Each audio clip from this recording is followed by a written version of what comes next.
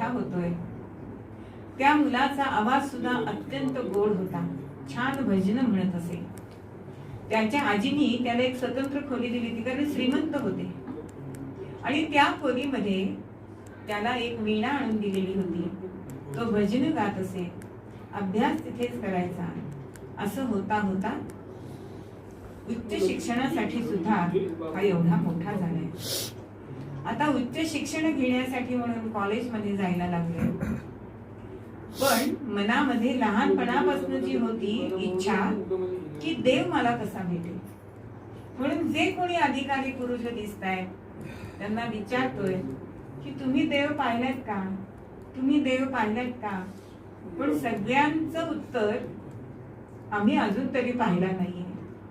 आणि त्यामुळे देव आहे की नाही हा संभ्रम नरेनला होता.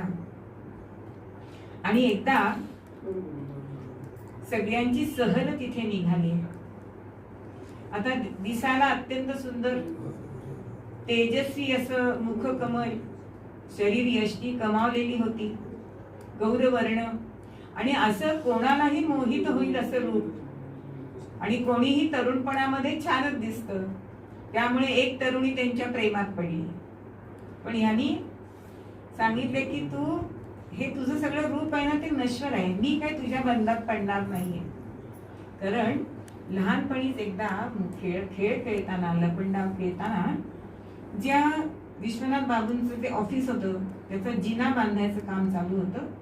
आणि 2-2 पायऱ्या आपण सुद्धा चढतो, तसं तो 2-2 पायऱ्या उतरत होता आणि तो पडला. आणि एका इथल्या दगडावरती त्याचा बरोबर भूमध्यामध्ये त्याला खोक पडली.